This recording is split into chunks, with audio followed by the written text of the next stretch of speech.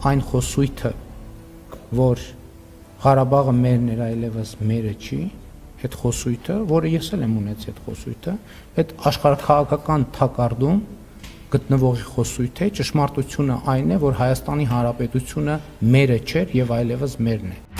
Խոսքերը հաճախ անզոր են եւ շատ դժվար է մտնել լուրջ քաղաքագիտական, դիվանագիտական խոսույթի ու բանավեճի մեջ, երբ գիտես, որ դիմացինդ քրոնիկ ստում է, երբ ազնիվ չէ սեփական ժողովրդի, այդ թվում նույնիսկ սեփական ընտրազանգվածի հետ, հայ ժողովրդի դահիճն է։ Իհարկե, քաղաքականությունն ու դիվանագիտությունը պետք է հավասարակշռված լինեն, այն կարող է անվանվել փոխլրացնող կամ այլ կերպ, բայց բալանսավորված կամ բալանսավորման արտաքին քաղաքականությունը սրանց դեպքում ծխածածկույթ է։ Արդարացում գտնելու, լեգիտիմացնելու իրենց արածը, մեղքերը, սխալները, կործանումը։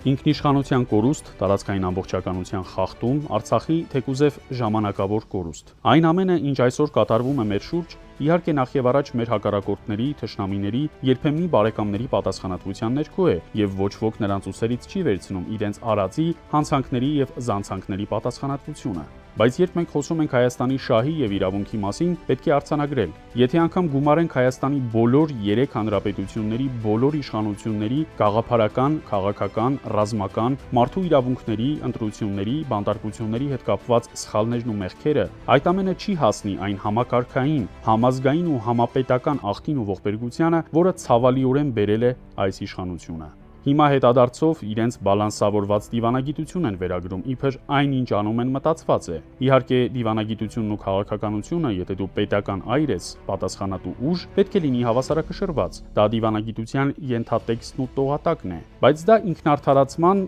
հանցանքը խոստովանելու եւ իրենց անցյալն ու ապագան լեգիտիմացնելու անհաջող փորձ է։ Կհաջողեն թե ոչ, դա մեր պատասխանատվությունն է։ Շատերս ապրում ենք ներքին հակասականության մեջ, ասում ենք, որ չենք ճանաչում այս իշխանությանը, արձանագրում ենք, որ այս մարդը, իշխանությունն ու խմբակն այլևս առ ոչինչ են։ Ինչպիսին էլ լիներ մեր վերաբերմունքը նրանց նկատմամբ 8 տարի առաջ, լավ թե վատ, նրանք ցույց են տվել իրենց դեմքը, էությունն ու ուղղությունը։ Երբեմն ասում ենք անտեսենք նրանց, կենտրոնանանք ապագայի վրա, բայց նրանց խոսքը, շղարշը, ոճի, մատուցման, քարոզչության վրա շեշտադրումը ի հեճուկս իրավունքների եւ շահերի, բերում են նրան, որ այդ պատասխանատվությունը կախվում է մեր ժողովրդի, մեր պետության եւ մեր սերունդների վրա։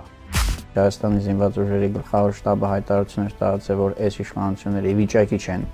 անվտանգությունը ապահովել այս երկրի, եւ Թուրքիան միջամտեց այդ մեր ներքին գործերին, հասկացնելով, որ փիս-փիս բաներ կանեմ, եթե իշխանապողություն լինի։ Դրա համար 21 ընտրություններն էլ իրականում արդար չէին, եւ սրանք էլ եթե այս տեմպերով է գնալու, իսկ կյանքը ցույց է տալու, որ այս տեմպերով է գնալու, մարդկանց պիտի սպառնան, ապա ուրեմն արդար չէ։ Հիմիկվանից ֆիքսենք, որ ի սկզբանե անարդար մրցակցային պայմաններ են։ Այս իշխանությունը հայոց պատմության մեջ հետգրությամբ է արձանագրվելու։ Իհարկե միջազգային տարբեր հարթակներում Հայաստան պետությունը պետք է հանդիպումներ ունենա, բայց այդ հանդիպումներում այս անձն իր անհատական նշաձողն այնքան է իջեցրել, որ այն արտացոլում է մեր երկրի վիճակը։ Նախկինում խոսում էինք Արցախի, Բերձորի միջանցքի կորստի, մշակութային ժառանգության, տարածքային ամբողջականության մասին, վաղը նոր թեմաներ կլինեն։ Կարձանագրենք, որ նոր կորուստներ ունենք տարածք, հայրենի եզերք, ճանապարհ, զինվորի կյանք։ Իհարկե պատասխանատվությունը կրում են Հայաստանի եւ հայ ժողովրդի թշնամիները, բայց երբ քո իշխանությունը մեղսակից ու մասնակից է այդ թշնամու գործունեությանը, եւ դա էլ կոչում ես բալանսավորված քաղաքականություն, ուրեմն մեղք ես գործում հայ ժողովրդի նկատմամբ։ Սրանք պատասխանատվություն պիտի կրեն դատարանի առաջ։ Եթե այսպես շարունակվի, իրենք իրենց ոճով, մատուցմամբ, հանուն վաղվա ընտրությունների կանեն այն ամենը, ինչ իրենց պետք է, եւ թքած կունենան Հայաստանի շահի եւ իրավունքի վրա։ Այն զիջումները, որ նա անելու է, շարունակելու է անել Թուրքիային ու Ադրբեջանին, կապված մեր եկեղեցու հետ, կապված մեր սահմանադրության հետ, կապված Հայաստանի ինքնիշխան տարածքների հետ եւ այլնի հետ, դրանք լինելու են ըստ էության հանցագործություններ, սահմանադրական հանցագործություններ, բայց քանի որ իր ձեռքի տակ ուզում է ունենալ իրեն լրիվ հլու հնազանդ կամակատար պետական ինստիտուտներ, դրա համար էլ ասում է, որ իրեն անհրաժեշտ է սահմանադրական մեծամասնություն 2/3 ունենալ պարլամենտում, առնվազն 2/3, որպեսզի իր ուզած ցանկացած հակաիրավական, հակասահմանադրական պայմանագիր, հայտարարություն, այդ ամեն ինչը կարողանա պարլամենտում վավերացնել եւ ինչպես որ նշեցինք, իր ձեռքի տակ ունենալ բոլոր անկախ պետական կառույցները, որոնք եթե իսկապես լինեին անկախ, իրեն քրեական պատասխանատվության կընդարկեին։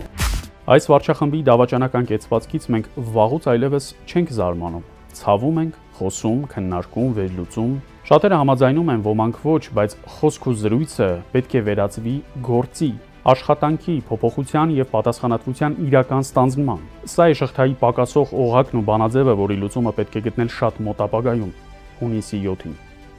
Որոշիր հարգելի քաղաքացի, թե որ երեսն է ճիշտ։